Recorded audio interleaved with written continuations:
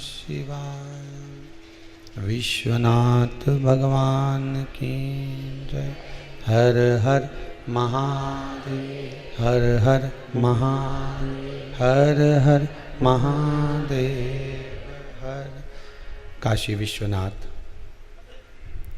ओगड़दानी त्रिकालदर्शी कैलाशी अविनाशी भूत भावन भूतेश्वर भगवान शिव, जिनकी पुनित पावन शिव महापुराण की कथा, जो जीवन का सुख प्रदान करने वाली, आनंद देने वाली है, ऐसी पुनित पावन भूतनाथ भूतेश्वर भगवान शंकर की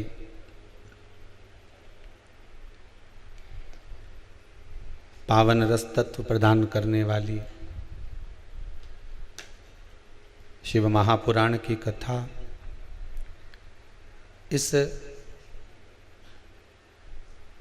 पितृपक्ष के पावन अवसर पर कुबेरेश्वर बाबा की ये पावन धरा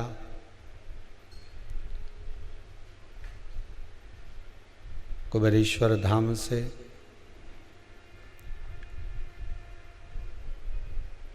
पूर्वजों के उद्धार के लिए, पितरों की शांति के लिए, और जो कोरोना महामारी में जीव शांत हो गए हैं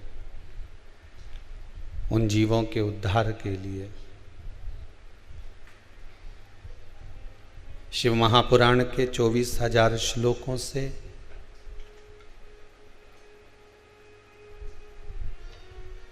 सुंदर विद्वज्जन ब्राह्मणों के पावन सानिध्य में 24,000 श्लोक से जीवों के कल्याण हेतु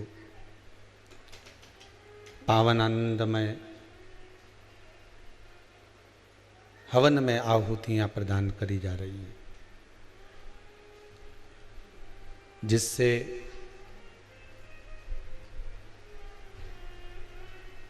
बाबा देव अधिदेव महादेव की कृपा, करुणा, दया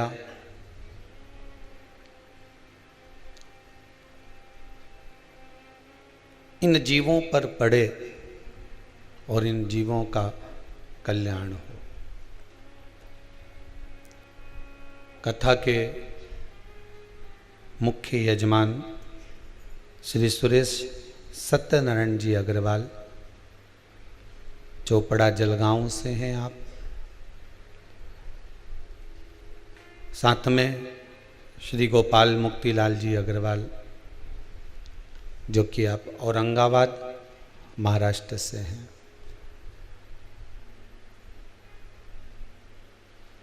भगवान भूतनाथ भूतेश्वर भगवान शिव के इस पावन कथा के मुख्य यजमान बनकर जनमानस में, पूरे विश्व में पितृमोक्ष शिव महापुराण की कथा का रस आस्वादन ये दोनों जजमान मिलकर करा रहे हैं। यज्ञ के आज के मुख्य यजमान श्री ओम प्रकाश जी परवाल देवास, श्री सुरेश चंद जी मालू छिपरा से पधार कर आज यज्ञ के मुख्य यजमान का पद ग्रहण किया। बहुत छोटा सा जीवन है मनुष्य का, और उस छोटे से जीवन में, उस छोटे से मानव के शरीर में उतार चढ़ाव की जिंदगी बहुत है महाराज।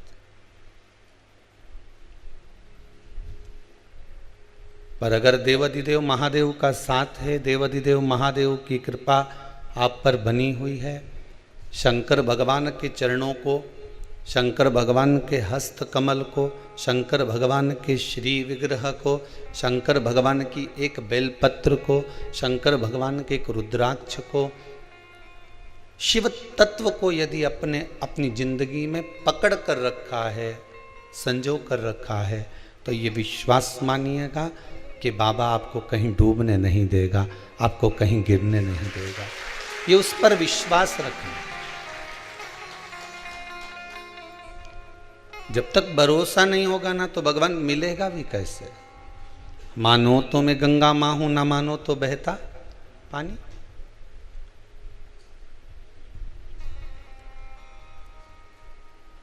पितरों की कथा कहती है कि बेटों का जन्म, करुण पुराण कहती है कि बच्चों को जन्म क्यों दिया जाता है। उनको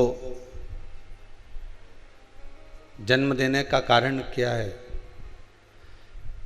जगतगुरु श्री शंकराचार्य जी ने भी ये प्रश्न रखा था अपने भक्तों के सामने।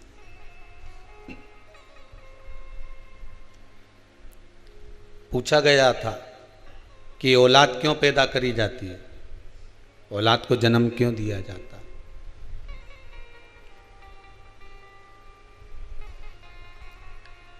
एक बार बड़ी सभा में जगतगुरु शंकराचार्य जी महाराज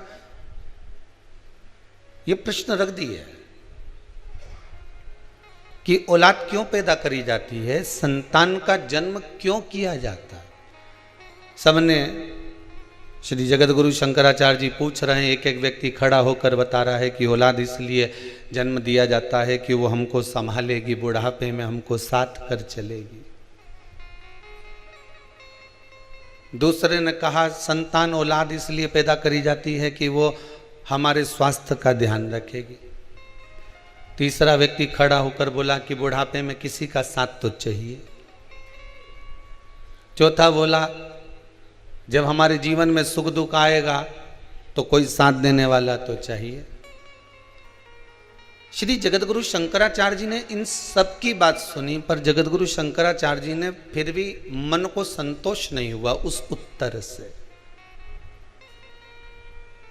तब श्री जगतगुरु शंकराचार्य जी के एक शिष्य बैठे हुए थे, बड़े गुरुदेव के चरणों का नित्य स्मरण करने वाले थे, नित्य भक्ति में डूबने वाले थे।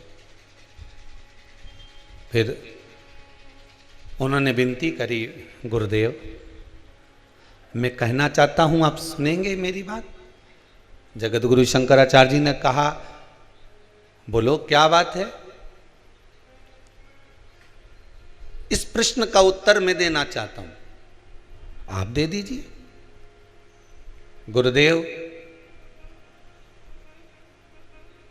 औलाद इसलिए पैदा करी जाती है कि माता पिता में आग लगाए।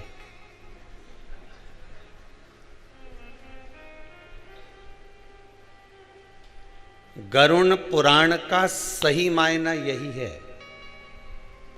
इसके सिवाय औलाद किसी काम की आई है? तुम्हारे कमरे में तुम सोते रहोगे, सिर दर्द होता रहेगा, औलाद अपना कमरा छोड़कर नहीं आएंगे। औलाद के सिर में दर्द होगा तो माँ दौड़ कर चली जाएगी, बाप 50 बार पूछ लेगा बेटा चल मैं डॉक्टर को दिखाया हूँ, माँ कह देगी जरा चले जाओ, उसको स्वास्थ्य खराब है, उसका तबीयत खराब है, जाओ, बच्चा बीमार पड़ा हुआ है 4 दिन से, तुमसे पूछते नहीं बन रहा है। पत्नी का कहना मानकर पिता भी 4 बार जाकर पूछ लेगा बेटा कोई तकलीफ है, चल मैं तेरे को डॉक्टर को दिखा दूं, चल मैं तेरा चेकअप करवा दूं, चल मैं ऐसा कर दूं। माँ 50 बार पूछ लेती है बेटा तुझे तकलीफ क्या है, तुझे दुख क्या है।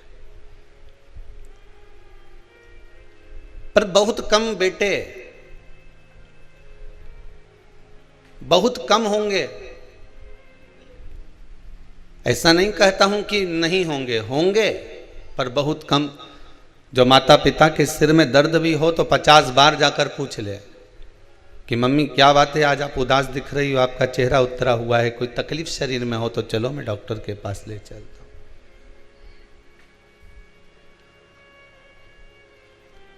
सही मायना तो यही है कि औलाद इसलिए पैदा करी जाती है कि अंतिम समय में आग कौन लगाएगा।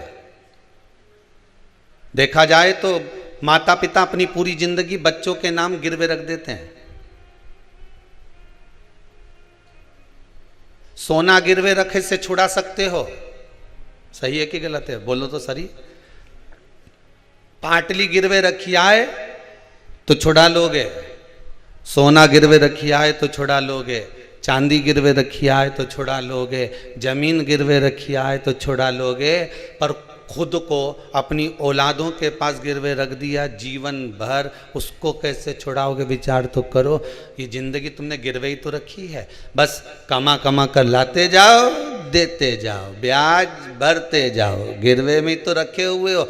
बस कमाया किसके लिए? औलादों के लिए। जोड़ा किसके लिए? संतानों के लिए। बेटी में साड़ी किसके लिए रखी थी जमा जमा के? बहू और बेटी के लिए। शादी करेंगे छोरी की तो उसको दे देंगे, बहू आएगी तो उसको दे देंगे। खुद ने अच्छी नहीं पहनी, उनके लिए संजो संजोग कर रखी। ये गिरवे ही तो रखे हो तुम अपने परिवार में, गिरवे ही तो पड़े हो तुम अपने कुटुंब में। बस कमा रहे हो, जोड़ रहे हो और छोड़ रहे हो। सोना गिरवे रखा तो उसको छुड़ा सकते हो, चांदी गिरवे रखी तो उसको छुड़ा सकते हो, पर तुम अपने परिवार से कैसे छूट पाओगे वो तो विचार कर लो तुम। आखिरी तक भी मरने के बाद अगर बुढ़िया मर जाती है और सोने की मुर्की कान में पड़ी रह जाती है, कहीं पाँव में चांदी की मोटी मोटी, पहले वो तगड़ी पहनते थे, क्या बोलते, पैड़ी पहनते थे पाँव में मोटी मोटी, तो सुनार को बुलाते थे। मरी हुई डुकरिया पड़ी रहती थी और सुनार आकर कहते थे, बहुवन छाती पे खड़ी रहती थी, काटो, काटिए। और अगर यहां नहीं काटते थे तो शमशान ले जाते थे सुनार को, कि वहां कटवाते थे पाँव में पड़ी हुई चांदी की बेड़ियों को, कि अभी और ब्याज बाकी रह गया चुकाने के लिए, उसको निकालिए।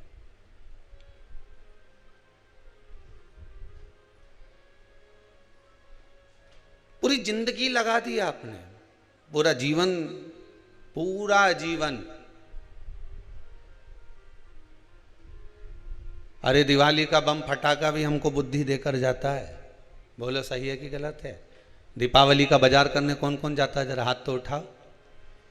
और जितने लोग टीवी पर कथा सुन रहे हो, आप लोग भी तो दिवाली का बाजार करने जाते होगे। आस्था चैनल पर कथा श्रवण कर रहे हो तो दिवाली का बाजार तो करने जाते होगे। तो दिवाली का बाजार करने जाओ तो बच्चे को दीपावली के बाजार में क्या अच्छा लगता है? तो क्या ये फटाका दिलवा दो। बोले बोले कि नहीं बोले बच्चा? ये फटाका दिलवा दो, ये रस्सी बम दिलवाओ ने, सुतली बम दिलवाओ ने, मैंने ये वाला बम दिलवाओ ने, मुझे ये बुलेट बम दिलवाओ ने, मुझे फुलझड़ी दिलवाओ ने, मुझे ये रस्सी बम दिलवाओ। बच्चों को प्रिय लगता है। आप भी बड़े हो, आपको भी बाजार में लेने जाओ, कभी कपड़ा कभी सामान, तो आखिरी में तुम फटाका लेकर आओ कि नहीं आओ? 500 का लाया, 1000 का लाया, 2000 का लाया, 400 का लाया, 200 का लाया, पर लाया तो सही। अरे बोलो तो सही, लाए कि नहीं लाए? कितनी उमंग से लाए, कितनी उत्साह से लाए। किस लिए लाए? कि पटाखा लाए हैं तो छोड़ेंगे। सही है कि गलत है? पटाखे लेकर आए हो तो छोड़ेंगे, इसको फोड़ेंगे, इसको छोड़ेंगे, सब मिलकर छोड़ेंगे। चलो अब फटाका लाए 500 का, 1000 का, 2000 का, 4000 का, और इतने सारा फटाका लेकर आए। अब फटाका छोड़ने का जब समय आया तो फिर फटाका तुम 500 रुपये का लेके आए थे न, रस्सी बम ने, सुतली बम इतना महंगा लेकर आए थे, और फटाका जब इतना महंगा लेकर आए हो तो छोड़ो, छोड़ो कि नहीं छोड़ो तुम? अरे बोलो तो सही, छोड़ो ना। कैसे छोड़ो?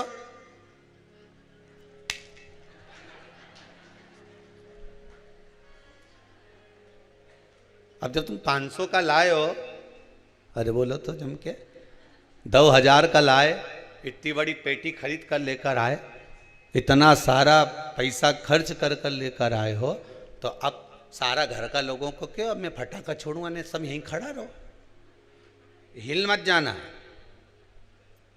और मैं खड़ा खड़ा देखता रहे फूटे कैसे हो सके। बोलो तो सही। 500 का फटाका लेकर आया और आग लग गई न, भाग गया।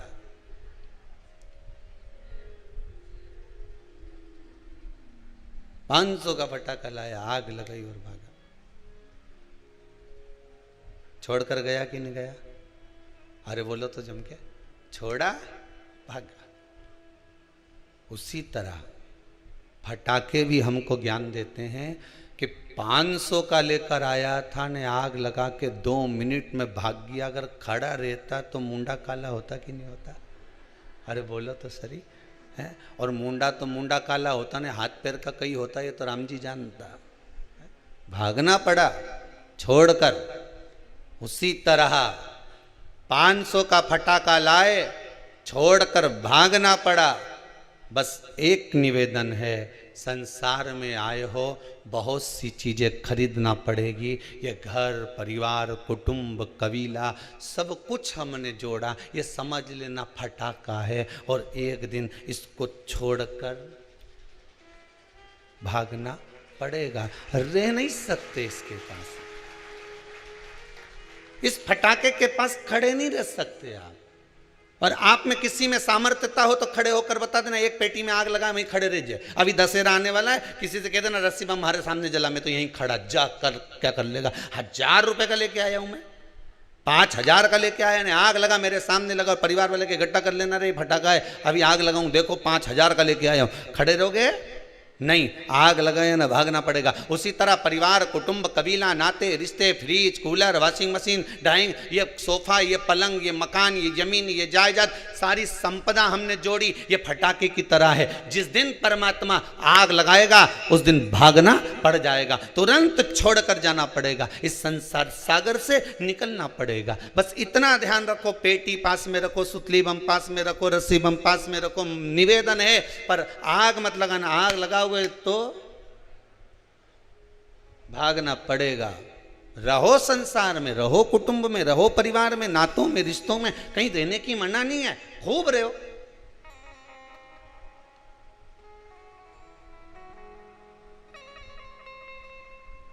सबसे बड़ा आश्रम कौन सा? जम के बोलिए जरा, गृहस्थ आश्रम। जितने लोग टीवी पर कथा सुन रहे हैं सब सावधानी से ध्यान से सुनना। सबसे बड़ा आश्रम कौन सा? गृहस्थ आश्रम। कोई तुमसे कहे साधु बन जाओ, कि हम तो नहीं बने दादा। कोई तुमसे कहे सन्यासी बन जाओ, तो कहने रेन दे दादा, तुम्हारा पांव पड़े, सारा साधु सन्यासी हम तो खूब देखिया, हमें नहीं बनना।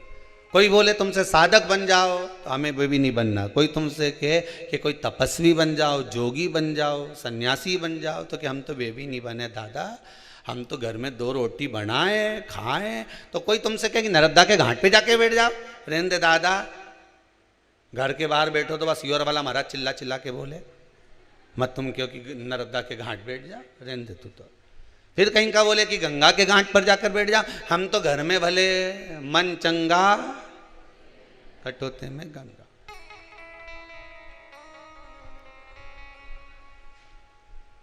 हमें नहीं बैठना।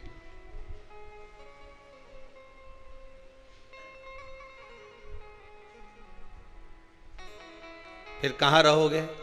तो कहा जैसे मीरा घर में रहती थी, नामदेव जी घर में रहते थे, रामकृष्ण परमहंस जी घर में रहते थे, संत तुकाराम जी घर में रहते थे, मुक्ताबाई घर में रहती थी, कर्माबाई घर में रहती थी। भगवान उसको मिला कि नहीं मिला? मिला ना। ऐसे ही हम भी घर में रहेंगे। घर में रहना कोई सरल बात है? अरे भैया, माना कठिन है घर में रहना, पर घर में ही तो भगवान मिलेगा। यशोदा रानी को मिल गया, नंद बाबा को मिल गया, मेरे दशरथ जी महाराज को मिल गया, कौशल्या मैया को मिल गया, तो मुझे क्यों नहीं मिलेगा? मिलेगा तो मेरे ही घर में, क्यों नहीं मिल सकता? रहो घर में। बस इतना याद रखो, जैसे किसी एक सेठ जी के लड़के की शादी,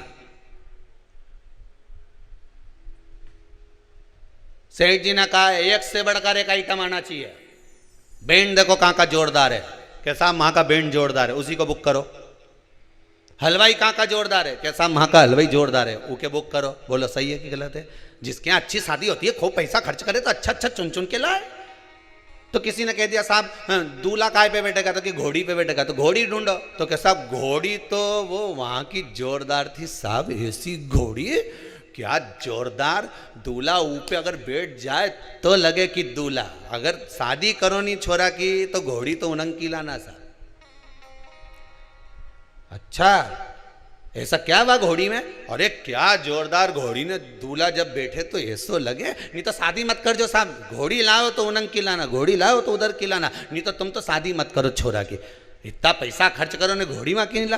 तो इतने में सेठ जी बोले चलो घोड़ी बुक करने चलते हैं। और सेठ जी गए, सेठानी गई और सब मिलके ने घर वहाँ पर जाके बात करी कि भैया तुम्हारे यहाँ घोड़ी है कि हाँ है, तो शादी में दो क्या, तो क्यों नहीं देंगे, कितना पैसा लोगे, तो कि पैसे की बात तो बाद में हो जाएगी, कोई दिक्कत नहीं, ले जा, पर शर्त एक है।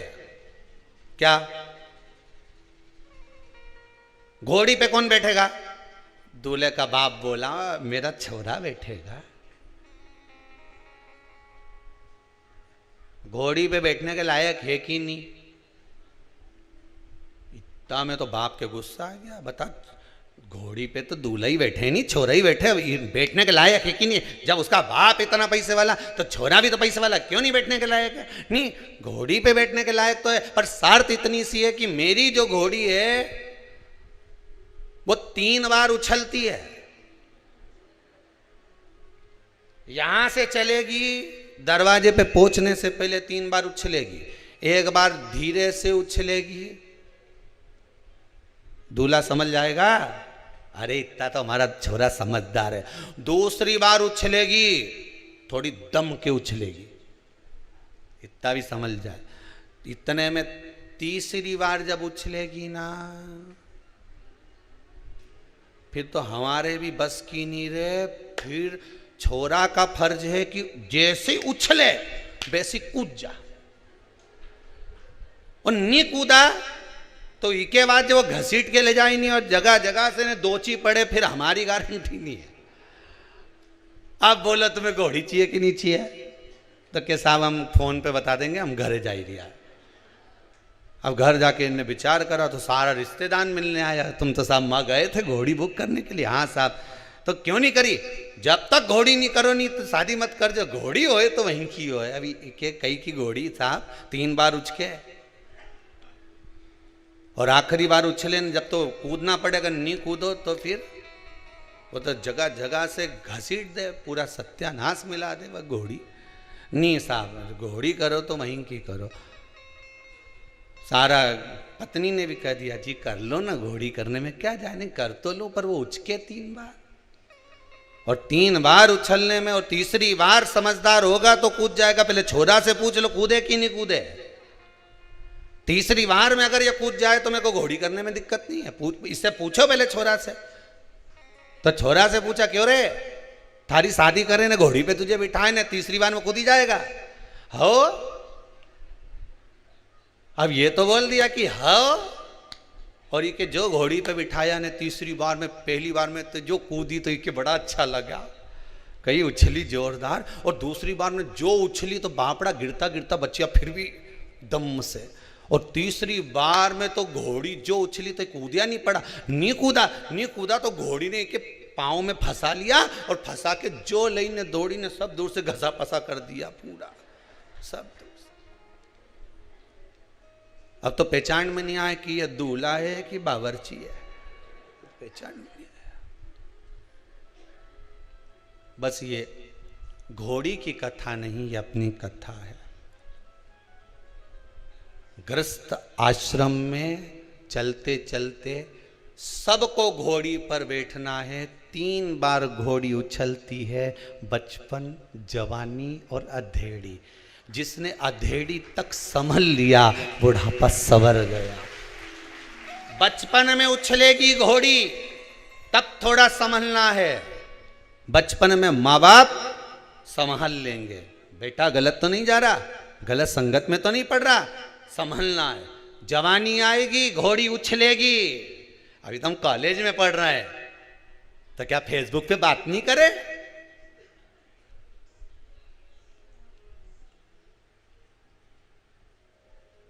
क्या व्हाट्सएप नहीं चला है? घोड़ी उछली, बहुत अच्छे से समझना हो। बचपन में उछली, माता पिता ने संभाल लिया। जवानी में उछली, डामाडोल हो गया, डामाडोल। और तीसरी बार में कूदना जरूरी है। अधेड़ी आए तब, शादी हो गई, बच्चे हो गए, सब अपने अपने काम धंधे से लग गए, फिर उचकी, बस जब बच्चे काम से लग गए, परिवार सही हो गया, धन दौलत तुमने कमा कर दे दिया, सत्ता ला कर दे दी, सबको सब लायक कर दिया, अब तुम्हारा फर्ज है कि घोड़ी से उचक जाओ, चलो परमात्मा की ओर। तीसरे नंबर पर जब घोड़ी उच के सब अपनी अपनी जगह सेटल हो जाएं, सब अपनी अपनी जगह काम पर लग जाएं, तो उचक कर परमात्मा के पास चले जाना, उचक कर भगवान की शरणागति में चले जाना, शिव के चरणों में जाकर बैठ जाना, भगवान की भक्ति में जाकर बैठ जाना। और अगर नहीं बैठे तो घोड़ी रपेटना जानती है, अर्थात अधेड़ी अगर बेकार हो गई, बुढ़ापा बिगड़ जाएगा, बुढ़ापा बेकार हो गया तो अगला जन्म बिगड़ जाएगा। कई लोग हैं अगला जन्म बिगड़ गया लोगों का, कहीं हाथ बेकार, कहीं पाँव बेकार, कहीं शरीर बेकार। किसी से जाकर पूछें गुरुजी बताओ ये हमारे यहाँ बच्चा हुआ ऐसा क्यों हुआ, बेटी हुई ऐसी क्यों हुई, भाई हुआ ऐसा क्यों हुआ, कुटुंब में ऐसा क्यों हो गया, ऐसा व्यक्ति क्यों पैदा हो गया, उसको शरीर में ऐसी विकलांगता क्यों उत्पन्न, उससे पूछो। क्योंकि जन्म मिला था, बचपन, जवानी, अधेड़ी, बुढ़ापा, मनुष्य का शरीर मिला था साधने के लिए, पर परमात्मा का नहीं हो पाया। आखिरी में ना बचपन में लांगा ना जवानी में लांगा। घोड़ी तो उछली थी, अगर कूद जाता तीसरी बार में भगवान के चरणों में पहुंच जाता तो शायद अगला जन्म संवार लेता, पर अगला जन्म संवार नहीं सका। परमात्मा ने बारंबार मौका दिया। ऐसा कोई मनुष्य पैदा नहीं हुआ संसार में, चाहे राजा हो, रंक हो, भिखारी हो, चाहे ब्राह्मण, संत, साधु, सन्यासी, तपस्वी, साधक, उपासक, कोई भिक्षुक, कोई भिखारी, कोई राजा, कोई सांसारिक मनुष्य, कोई गृहस्थ आश्रम में रहने वाला, कोई घर में रहने वाला व्यक्ति, हर एक व्यक्ति को मेरा भोलेनाथ एक मौका जरूर देता है। किसी व्यक्ति से उसको एक बार जोड़ देता है कि मैंने तुझे मौका दिया है, इससे जुड़ जाना और जुड़ने के बाद तेरी जिंदगी संवार लेना। इस व्यक्ति से मैंने तुझे जोड़ा है, तेरे विश्वास से तुझे जोड़ा है। भगवान शंकर, मेरा भोलेनाथ, मेरा राम, मेरा कृष्ण, मेरा परमात्मा संसार के हर मनुष्य को, चाहे वो कोई मंत्री हो, संतरी हो, गृहस्थी हो, चाहे भिखारी हो, चाहे कोई किसी भी धर्म का, किसी भी वर्ण का, किसी भी गोत्र का हो, हर व्यक्ति को, चाहे छोरा हो चाहे छोरी हो, चाहे व्यक्ति हो, हर व्यक्ति को भगवान एक बार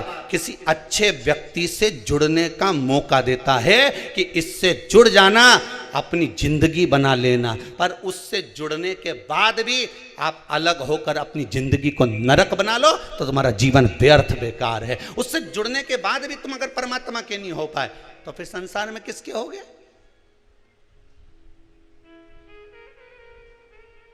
जन्म लेने वाले मनुष्य को भगवान एक मौका जरूर देता कि अपनी जिंदगी संवार ले। अभी तुझे मौका है, मैंने तुझे कहां से लाकर, किस भूमि से लाकर, किस जगह छोड़ा था, किस जगह से लाकर किस व्यक्ति के पास छोड़ा था। उस व्यक्ति के पास रहकर तू अपना जीवन बना सकता था, पर तूने अपना जीवन नहीं बनाया।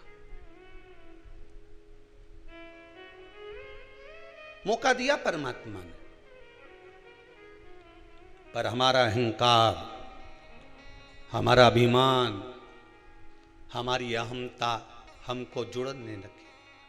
हमारा काम, हमारा लोभ, हमारी आसक्ति, हमारी तृष्णा, हमारा विषय हमें जुड़ने नहीं दिया।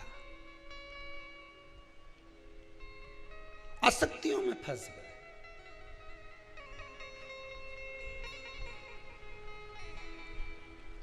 परमात्मा अगर किसी का काम कर देता है तो दुनिया के लोग परमात्मा का गुणगान गाते हैं। वो लोग गाए कि नहीं गाए? अरे बोलो तो सही, गाए नहीं? जितने लोग आस्था पर कथा सुन रहे हो, मोबाइल पर कथा सुन रहे हो, फेसबुक यूट्यूब पर कथा श्रवण कर रहे हो, मैं सभी श्रोता भाई बहनों को बहुत बहुत धन्यवाद देना चाहूँगा। बहुत बहुत साधु बात है साहब। टीवी पर सुनने वाले तो कथा टीवी पर सुन रहे हैं, तो भी अगर फेसबुक और मोबाइल पर लोग कथा सुन रहे हैं तो 40-40 हजार लोग केवल मोबाइल पर कथा श्रवण कर रहे हैं। उनको नमन करता हूं, आपके विश्वास को, आपकी श्रद्धा को नमन करता हूं। कल कार्यकर्ता बता रहे थे गुरुदेव, 40 हजार लोग तो केवल यूट्यूब पर कथा कर स्वादन श्रवण कर रहे हैं। मैं आपकी श्रद्धा, आपके विश्वास को नमन करता हूं। मैं नवयुवक टीम को जो अपना समय इस परमात्मा को, मेरे शंभू को दे रहे हैं, उनको नमन करता हूं। आपका विश्वास इससे ही जुड़ा रहे, मेरा शंकर आपको उन्नति की ओर लेकर चले जाए, बस यही विश्वास पर मैं आपको नमन करता हूं। यह आपका श्रद्धा, आपका विश्वास है, भरोसा है। एक मौका परमात्मा जरूर देगा आपको, आप हारना मत। आज दिल्ली से एक माता जी आई हुई थी, वो कह रही थी गुरुजी मैं पिछली बार अपने बेटे को लेकर आई थी, उसका एक एग्ज़ाम नहीं निकल रहा था और वो उस कहाँ गई, वो बैठी होंगी कहीं ना कहीं, खड़ी होइए जरा, माइक दीजिए जरा।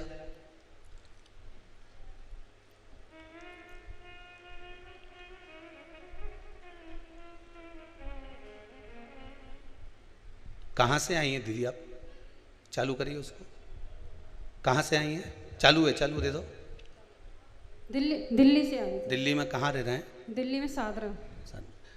कैसे आना हुआ आपका? मैं उस पे आई थी शिवरात्रि, श्रावणी शिवरात्रि पे आई थी, उसके एक पेपर नहीं निकल पा रहा था फाइनल का जी। मैंने वो पूजन करवाया और पशुपतिनाथ का व्रत रखा जी। आपके बताए हुए सारे उपाय करे मैंने, वो पास हो गया। मैं बहुत बहुत धन्यवाद देने आई हूँ गुरुजी, बहुत बहुत धन्यवाद देने आई हूँ बाबा जी, बाबा की कृपा। आज एक दिल्ली से और भाई आए हुए हैं, वो अभी रास्ते में हमसे कह रहे थे गुरुदेव मेरे बेटे का जॉब नहीं लग रहा था। कहाँ है वो?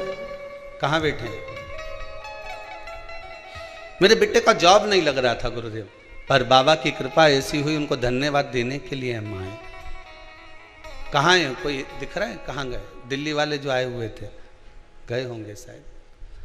बेटे का जॉब नहीं लग रहा था गुरुदेव, बड़ी कृपा करिए बाबा। शंकर करुणा सागर है, उसकी दया के बिना संसार में कुछ नहीं हो सकता। आज एक माता जी आई थी, कह रही थी गुरुदेव बेटे की शादी के लिए इतने परेशान हो गए, इतने परेशान हो गए, इतने परेशान हो गए। कहाँ गई वो? कहाँ से? धार से थी, कहाँ से थी? बाद में वो बैठी थी, खड़ी होइए जरा, देव जरा माइक। इतनी खुश थी कि आंख में आंसू भर गए। ऐसी माता को भी मैं धन्यवाद देता हूँ साहब। सब जगह से जब हार गए, अंत में शंभू की शरण में गए और बाबा ने अगर हाथ पकड़ा तो इससे बढ़कर खुशी और क्या हो सकती है? जरा विचार करिएगा। कहाँ से आई हैं आप? राहू से, इंदौर से। इंदौर राहू से आए हैं। बहुत परेशान हो गए थे गुरुजी, मतलब रिश्ता बनते बनते फिर टूट जाता था। अब बाबा ने कर दिया। 3-4 बार ऐसा हुआ, फिर मैंने ना आपके उपाय करे और पशुपतिनाथ का व्रत करा। जय हो पशुपतिनाथ की। हो गया ना? दूसरे ही सोमवार को रिश्ता पक्का हो गया और अब शादी भी हो गई। जय हो भोलेनाथ जी की जय हो। बैठिए बैठिए। बहुत बहुत धन्यवाद प्रभु जी। एक अहमदाबाद से कोई आए हुए हैं, बड़ा सुंदर व्याख्यान कर रहे थे। अहमदाबाद वाले कहाँ हैं? खड़े होइए जरा, पहुंचाइए जरा माइक। आज खुशी इस बात की है कि आप लोग इतने प्रसन्न होकर आए हो ना कि दिल खुश हो गया। कि आनंद किसको कहते हैं कि यहाँ मालूम पड़ता है। कहाँ से आए आप? हर हर महादेव, अहमदाबाद से आया हूँ गुरुजी। अहमदाबाद में कहाँ से आए? रानी पार्टी सर्कल जी। आज आपके चेहरे पर बड़ी खुशी थी, किस बात की खुशी थी? खुशी तो सबसे बड़ी है कि पूर्ण जन्म दिया है, वापिस जन्म मिल गया। वापिस जन्म। पिछली साल कोरोना में मैं इतना डर गया था कि मेरे जीजा जी और जीजी साथ में आए जी, उनको भी घर पे नहीं आने दिया मैंने। ओहो, किसी को भी घर पे नहीं आने दिया। मेरी एक दुकान थी वो भी बंद कर दी जी, पैसे भी नहीं लिए किसी से मैंने जी। और पिछली साल से सावन के महीने से पैसे खत्म हो गए जी। उसके बाद में मतलब पैसे ऑटोमेटिक आते रहे घर में, किसी के पास से कोई 1 रुपया भी नहीं लिया कहीं से। बाबा देता रहा। बाबा ऐसा देता रहा कि घर में अभी भी पैसे रखे हैं। जय हो, बहुत बहुत धन्यवाद। बाबा की कृपा आप पर ऐसी बनी रहे। बैठिए, विराजिए। शिव कृपा करे, करुणा करे मेरा दयालु, तो उसकी करुणा में कोई कमी नहीं होती। केवल ये 3 ही नहीं, यहाँ पर इतने लोग आए हुए हैं बाबा की कृपा से। आपका विश्वास आपको लेकर आया है, भरोसा लेकर आया। इस धरा पर अगर आप आए हैं तो हमारा तो विश्वास है। जो नहीं भी आए उनसे कहते हैं कि शिव महापुराण की कथा आप दिल से श्रवण करना।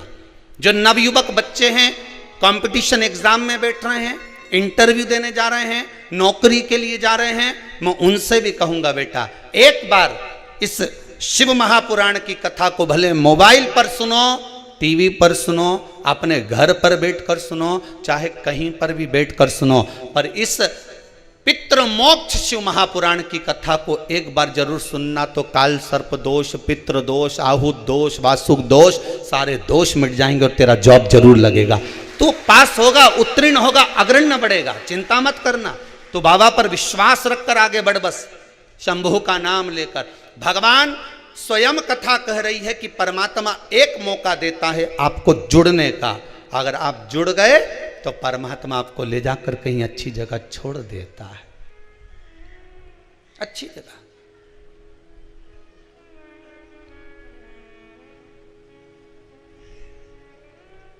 भगवान काम करेगा तो आप यश करोगे, जिसका भगवान नहीं कर्म करेगा तो लोग उसका भी बोलेंगे, हम तो भगवान के मंदिर जाते थे, हमने तो खूब अगरबत्ती लगाई, हमने तो खूब दियाबत्ती लगाई, भगवान तो हमारी सुनता ही नहीं है। केवल भगवान के साथ नहीं होता, संसार के प्रत्येक मनुष्य के साथ होता है। आपके यहाँ कोई काम कर रहा है, आपके यहाँ कोई नौकरी कर रहा है, आपके यहाँ कोई चाकरी कर रहा है, कोई सेवा कर रहा है, कोई नौकरी कर रहा है, कोई धंधा, कोई आपके हाथ के नीचे काम कर रहा है। 8 साल 10 साल 12 साल उसने आपके हाथ के नीचे काम करा, आपके यहाँ काम करा, आपने उसकी कुछ गलती को देख लिया, उसको निकाल दिया। अब वो व्यक्ति जिसको निकाला है तुमने, वो तुम्हारी बड़ाई करेगा कि बुराई करेगा? बुराई ही करेगा ना, कि बड़ाई कर देगा? अरे बोलो तो जम के, बुराई ही करेगा ना, क्योंकि 10 साल तो यहां खूब खाया, आपके पास में खूब रहा, 10 साल तो आपके पास में रहकर खूब चकाचक की जिंदगी थी, और जब आपके पास से, आपकी नौकरी से, आपके दरवाजे से निकाल दिया गया, उसका व्यवहार, उसका व्यवसाय देखकर, उसका स्वरूप देखकर, उसकी गलत काम देखकर, तो वो तुम्हारी बड़ाई नहीं करने वाला, वो तुम्हारी जगह जगह केवल बुराई ही करेगा। अब उसके बुराई करने से तुम्हारा कुछ बिगड़ने वाला है क्या?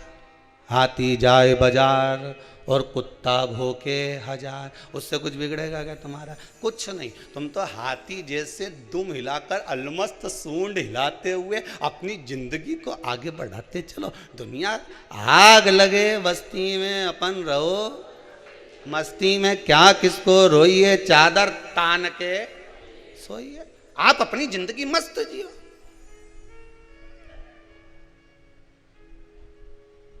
दुकान किस किस की है? हाथ उठाओ जरा, जिन जिन की दुकान है, बस रख लो। जितने आस्था पर कथा सुन रहे हो, दुकान तुम्हारी भी होगी ना। दुकान में कांटा और बाट रेक ही नहीं रहे। कांटा मतलब तराजू, और बाट, कांटा और बाट रेक ही नहीं रहे। अगर कांटा ही कांटा रख लो तो, अरे बोलो जम के, काम चले नहीं। और बाटी बाट रख लो तो कहीं माठा फोड़े? अरे बोलो तो सही। कांटा होगा तो बाट भी होगा, बोलो सही है कि गलत है? उसी तरह जिंदगी में कांटे होंगे तो थोड़ा बाट करना। बाट मतलब इंतजार, सुख मिलेगा जरूर, मतलब तोले हुआ कुछ भाग मिलेगा जरूर। कांटा होगा तो बाट रखे ना पड़ेगा, बाट मतलब इंतजार रखना पड़ेगा। जिंदगी में कांटे तो दुनिया के लोग बोएंगे, बहुत कांटे चुभाएंगे, पाँव में चुभाने के लिए आएंगे, पर थोड़ा सा इंतजार करना। इंतजार मतलब बाट जोना, इंतजार करना, थोड़ी प्रतीक्षा करना, भगवान पर विश्वास रखना, भरोसा रखना और दृढ़ता रखना। तो जैसे कांटे पर बाट रखाता है तो वस्तु तुला जाती है, उसी तरह जिंदगी में कांटे बोने वाले कांटे बोएंगे, पर बाट जो कर चलना, इंतजार कर कर चलना, तो कुछ ना कुछ तुला कर तेरा भी जीवन सार्थक हो सकता है। कांटा होगा तो बाट होगा। अकेला बाट किसी काम का नहीं होता और अकेला कांटा किसी काम का नहीं होता।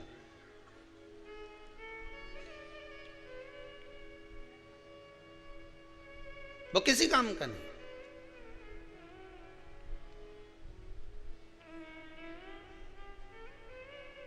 दुनिया के लोग बहुत कहेंगे, खूब कथा सुनती थी, खूब, जरा सा दुख आया कि दुनिया के लोग उंगली उठाना चालू कर देंगे। तुम घबराना मती, हाँ सुनती थी, और खजूर वाली चोटी बना के जाना, ले सुनू मैं तो जा, क्या कर ले?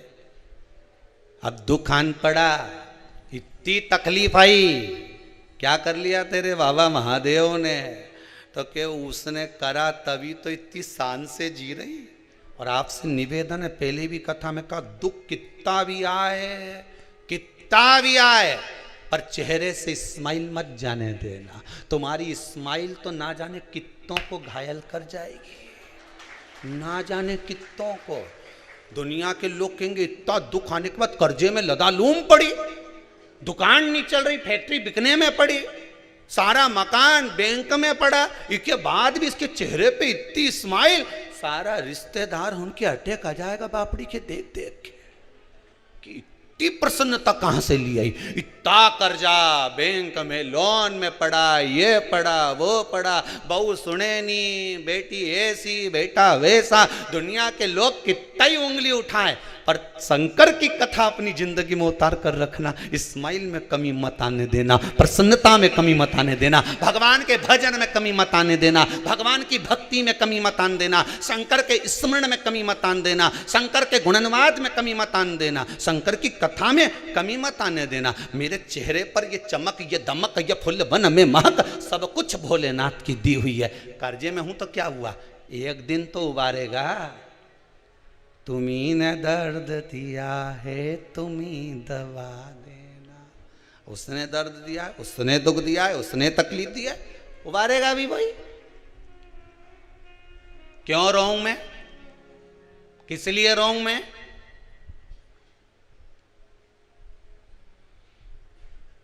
गुरुजी मेरी जमीन पे कब्जा कर लिया। ओहो, तेरे मन पे तो नहीं करा, काय पे करा है? जम के बोलिए, जमीन पर। गुरुजी मुझे बताया ही नहीं, रजिस्ट्री करा ली। कोई बात नहीं, तेरा भाग्य पे तो रजिस्ट्री नहीं कराई। अरे बोलो तो सही, कराएगा? तेरा मन, तेरी बुद्धि, तेरा चित्त सब ले जाके भगवान पर सौंप दे, फिर देखें वो रजिस्ट्री काम आएगी कि ये रजिस्ट्री काम आएगी। फिर देखा जाए वो काम आएगा कि ये काम आएगा। संसार के लोगों से व्यवहार निभाओगे तो एक ना एक दिन धोखा खाओगे, पर मेरे महादेव से व्यवहार निभाओगे तो दुनिया के लोगों के मुख चुप करके ऊपर बढ़ते चले जाओगे। संसार के लोगों से व्यवहार नहीं निभाना। संसार के लोगों में तो ऐसे रहना जैसे जल में कमल का फूल रहे। मेरे अवगुण दोष समर्पित हो सरकार तुम्हारे चरणों में। हमें परिवार में, नातों में, रिश्तों में, कुटुंब में, कबीले में सबके साथ रहो, कमल के फूल के जैसे रहो। कमल का फूल के नीचे कितना कीचड़ ले, पर फूल कितना जोरदार रहनी। ओके, देखते से तोड़ने का मन करे, जो तोड़ने जाए वो पहले कीचड़ में धस जाए, जब पहले धस। कमल के फूल के तोड़ने जाए। भगवान कहते हैं मेरा भक्त जो मेरा स्मरण करता है, मेरे शंकर कहते हैं जो मेरे मंत्र में डूबा रहता है, जो शिव महापुराण में हमेशा डूबा रहता है।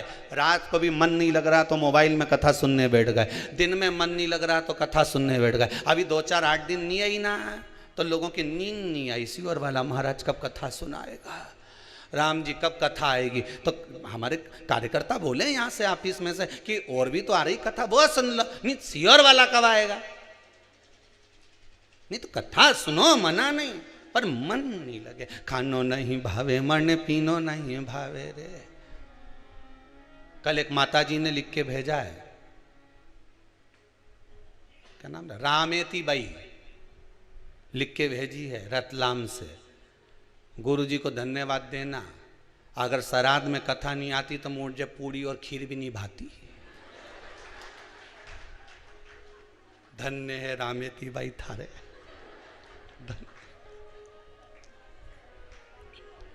तुम्हारे जो मैसेज आते हैं ना बड़े गजब गजब आते हैं। एक बात तो छोरा उन पढ़े और पढ़ के जब सुना ही नहीं तो गुरु जी ये देखो,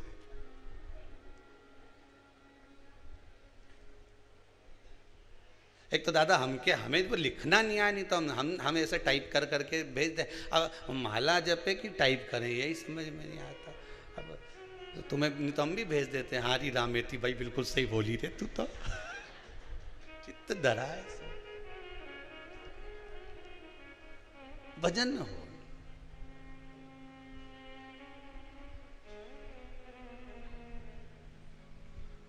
कहे कहने वाला कहे, पर अगर भोले बाबा का सहारा न होता तो दुनिया में कोई हमारा न होता। कौन होता हमारा? शंकर नहीं होता।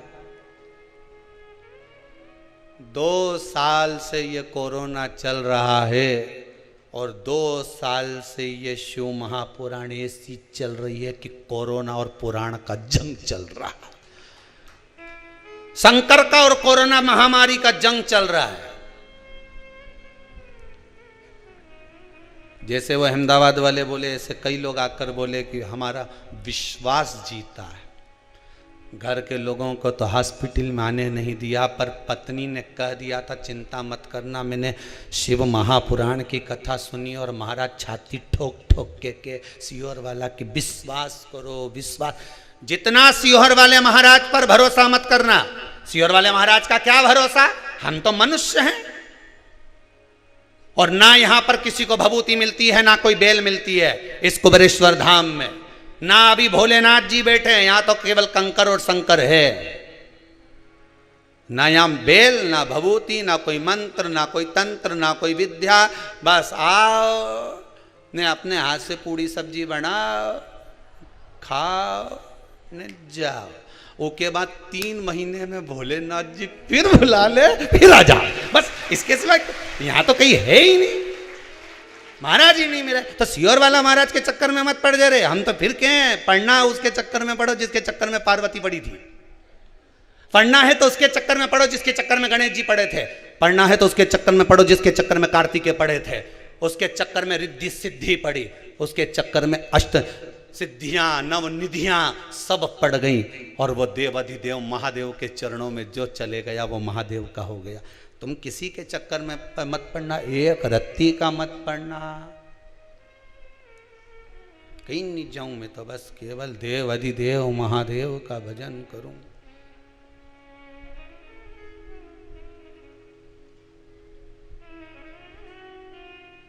स्वयं भगवान विष्णु से पितृ देवता कहते हैं।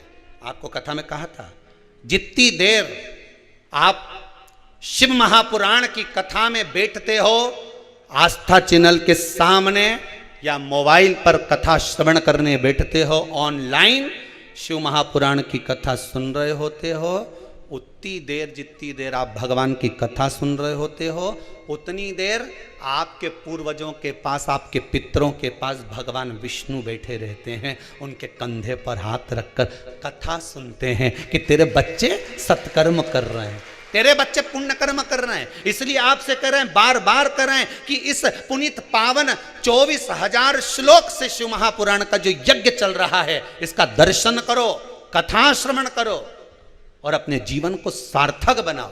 जितनी देर आप कथा में बैठे उतनी देर आपके पूर्वजों के पास मेरे नारायण बैठे, उनके पास भगवान बैठे।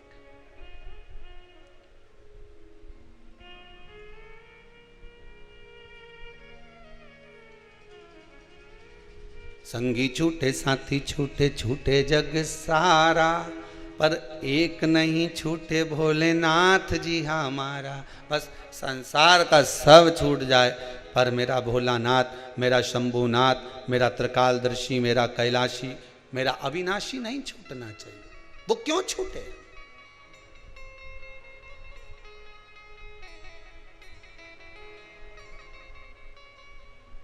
संसार का व्यक्ति पीछे पड़ा हुआ है। हाँ, हमारा बुढ़ापा कैसे निकलेगा, हमारे बच्चे नहीं होंगे तो हमारे को वो आग कौन देगा? अभी शंकराचार्य जी का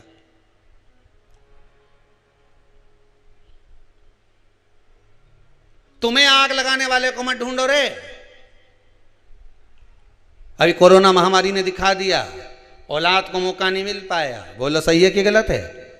ऐसे ही आग लगाया है। तुम्हें आग लगाने वालों को मत ढूंढो कि बच्चे नहीं होंगे तो आग कौन लगाएगा। तुम्हारे भीतर समाहित अज्ञानता में आग लगाने वाले सद्गुरु को ढूंढो कि अज्ञानता में आग लगा दे और मुझे ज्ञान की उपज पैदा कर दे जिससे मुझे महादेव मिल जाए। अज्ञानता को जलाने वाला कोई सद्गुरु मिलना चाहिए, तुम में आग लगाने वाला नहीं मिलना चाहिए, अज्ञानता में आग लगाने वाला चाहिए। 4 बांस 4 कंधे और 40 कंडे, ये तो कोई भी दे देगा। आखिरी समय में इतना ही सामान चाहिए। जिसके नहीं मालूम है लिख लो, जिसके नहीं मालूम लिख लो। क्या क्या? 4 बांस, 2 तो लंबा बाकी का आधा टुकड़ा करा हुआ ने बिछाने 4 बांस, 4 कंधे और 40 कंडे, इससे ज्यादा कहीं नहीं लगे। और इतना चीज पाने के लिए पूरी जिंदगी निकाल दी। छोरा की नहीं सुनेंगे तो कंडा कौन देगा, बहू की नहीं सुनेंगे तो फिर अब ये 4 बांस, 4 कंधा और 40 कंडा तो तुम नी भी चोरा चोरी के पूछो तो भी कोई दे देगा। ये कोरोना महामारी में दिखा दिया, नहीं पूछोगे तो भी दे देगा। भगवान तो कहा गीता जी में कि ये मीरा, कर्मा, नामदेव, ध्रुव, प्रहलाद, संत, महात्मा, साधु, सन्यासी, तपस्वी, साधक, उपासक जो एकांत में तप कर करके मर जाते हैं, इनके कौन सी औलाद अंतिम संस्कार करने आती है? इनको कौन 4 कंधा देने आता है? इनको कौन 40 कंडे देने आता है? इनको 4 बांस देने कौन आता है? भगवान कहते कोई दूसरा नहीं आता। भगवान कहते गीता में मैंने वचन दिया है अर्जुन को, जन्म मैंने दिया, माता के स्तनों में दूध मैंने दिया, तू भोजन करना नहीं जानता था, नौकरी पे नहीं जाता था, पैदा होते से तू कहीं सर्विस करने नहीं चले गया, पेट मैंने भरा, तेरे उदर की पूर्ति मैंने करी, और मरेगा तेरे परिवार वाले तुझे अग्नि नहीं देंगे, कंडे नहीं देंगे, कंधा नहीं देंगे। भगवान कहते हैं तो मैं आऊंगा, तुझे गोदी में उठाकर वहां तक लेकर जाऊंगा। काहे चिंता करता है रे? जबरदस्ती का रोए, जबरदस्ती का आंसू ढलका है, मारा कई होगा, कई। अरे तुम्हारा क्या होगा? तुम तो डायरेक्ट क्यों ना, तेरा क्या होगा रे कालिया? तुम्हारा क्या होगा? तुम तो शिव महापुराण की कथा सुन रहे हो, तुम्हारा कुछ नहीं होने वाला। अब तो यमराज भी सोचे, इन्हें तो 10-12 बार सुन ली रे, ये के तो घर का भी चक्कर मत काट, जने पड़ोसन के उठा ला जाए पर इसे छोड़ी आ जाए। अब तो यमराज भी कहे ही के दरवाजे मत पहुंच जाना दादा।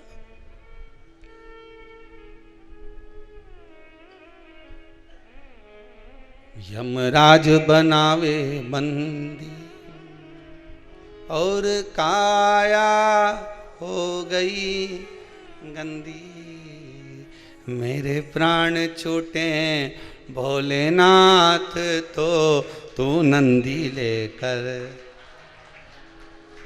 भगवान से प्रार्थना करना कि हमें आग लगाने वाला नहीं ढूंढना है, हमें हमारी अज्ञानता को जलाने वाला ढूंढना है, जो हमारे भीतर की अज्ञानता को जला दे। देवऋषि नारद कितना श्रीमन नारायण करते थे, बोलो सही है गलत है? कि मैं तप करने जाऊंगा, शिव महापुराण में लिखा है, तप करने गए, अहंकार बढ़ गया, जिसको देव अधिदेव महादेव नहीं जीत पाए उस कामदेव को मैंने जीता। यह अज्ञानता नहीं तो क्या?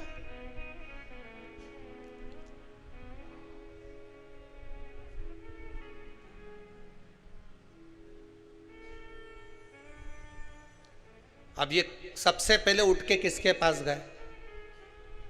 शंकर जी के यहाँ गए थे कि नहीं गए थे? कथा में बताया था। कौन?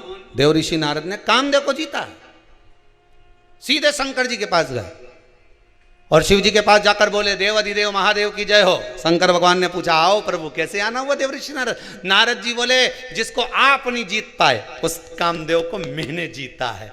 शंकर भगवान बोले आप देव ऋषि नारद हो, आप तो दुनिया जीत सकते हो, ऋषि क्या नहीं जीत सकता?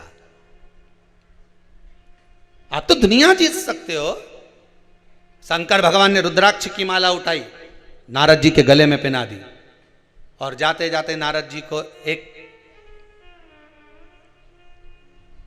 फ्री की एडवाइस दे दी, अकल, फ्री की अकल, फ्री का ज्ञान। क्या दिया? जो तुमने मुझसे कहा ये भगवान विष्णु से, अरे बोलो तो जम के मत कहना, अच्छा ही कहा ना, अच्छा ही कहा ना, कि अपने मुंह से अपनी बड़ाई नहीं करना है,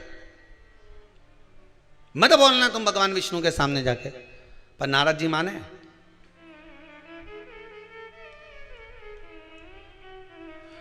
फ्री की चाय बटे तो भीड़ लग जाए रे, बोलो सही है कि गलत है? और मैं लिखा रे फ्री की चाय तो थोड़ी, तुम कई पी रहा हो यहाँ होटल पे, अंदर फ्री में बोलो सही है कि गलत है? फ्री की कचौड़ी बटे तो अरे बोलो जम के भीड़ लग जाए। फ्री का कम्मल बटे तो ये सो जोरदार कम्मल, कहीं जोरदार। कितना का लिया? फ्री में मिल रही है, चले जा।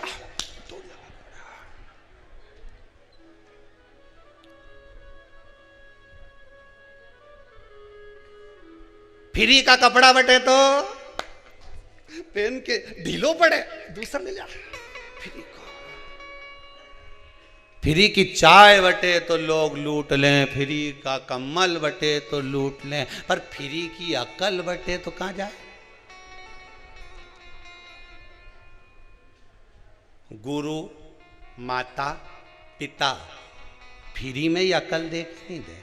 अरे बोलो तो जम के कि का पैसा ले, गुरु पैसा ले फ्री में अकल दे। गुरु माता और पिता फ्री में ज्ञान देता है, इसके बाद भी लोग नहीं लेते। गुरु समझाता है मत पड़ झूठ के चक्कर में, मत पड़ या छोरी के चक्कर में, मत पड़ या छोरा के चक्कर में, मत पड़ इस चक्कर में। झूठ और प्रपंच जिंदगी बर्बाद कर देगा तेरा।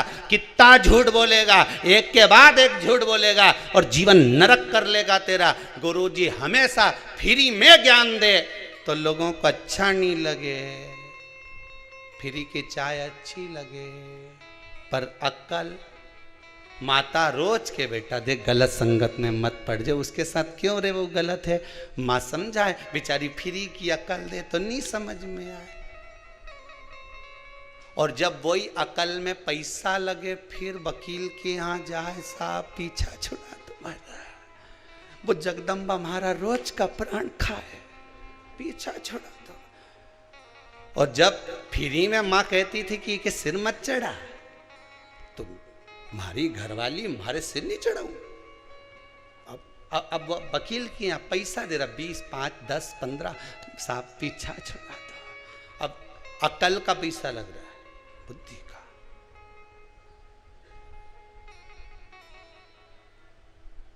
गुरु माता पिता फ्री में ज्ञान देते हैं, कौन सा तुमसे पैसा ले? अरे गुरुजी बराबर तो जीवन में कोई नहीं हो सकता, सदगुरु बराबर दुनिया में कोई नहीं हो सकता। एक कथाकार जब कथा करने बैठता है व्यासपीठ पर, जितने कथाकार कथा करने बैठते हैं ये अपनी तिजोरी का माल लेकर बैठते हैं। उनकी तिजोरी है श्रीमद् भागवत, शिव पुराण, रामायण, और इस तिजोरी के माल को भरे मंच से लुटाना प्रारंभ करते हैं कि राम नाम के हीरे मोती मैं बिखराऊं गली गली, ले लो रे कोई। अरे जम के तो बोलो, ले लो रे कोई राम का प्यारा, शोर मचाऊं गली गली।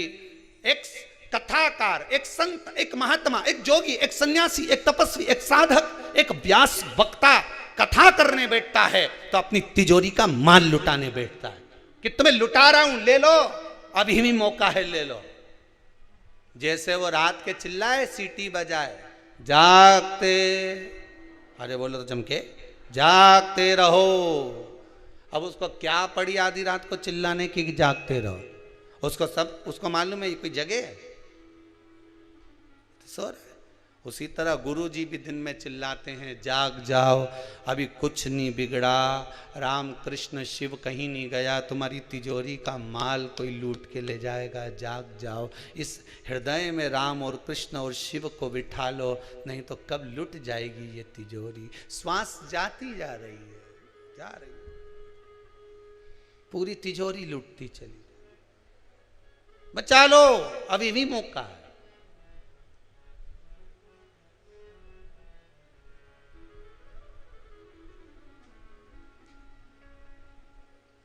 कब लुट जाए, साथ देती नहीं ये किसी का,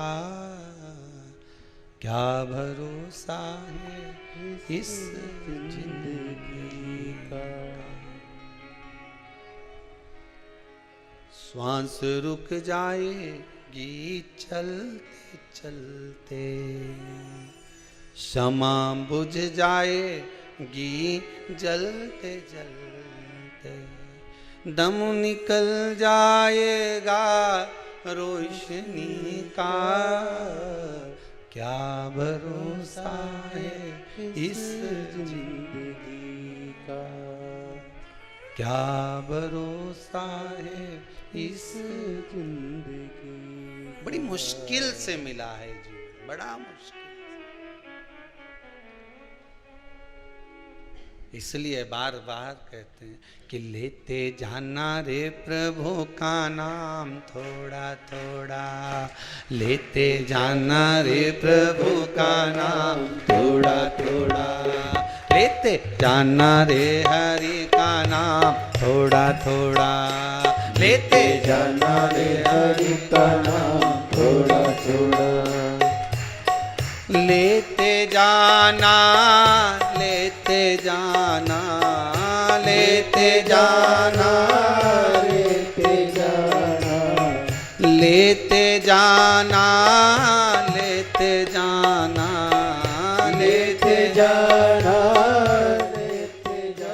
लेते जाना रे, लेते जाना रे, लेते जाना रे हरि का नाम थोड़ा थोड़ा, लेते जाना रे हरि का नाम थोड़ा थोड़ा, लेते जाना रे प्रभु का नाम थोड़ा थोड़ा, लेते जाना रे प्रभु का नाम थोड़ा थोड़ा। भाव से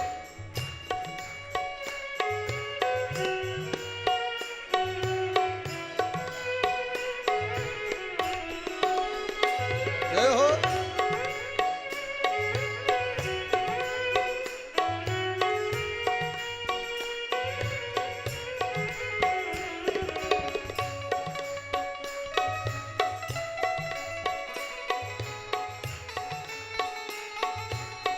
जय हो।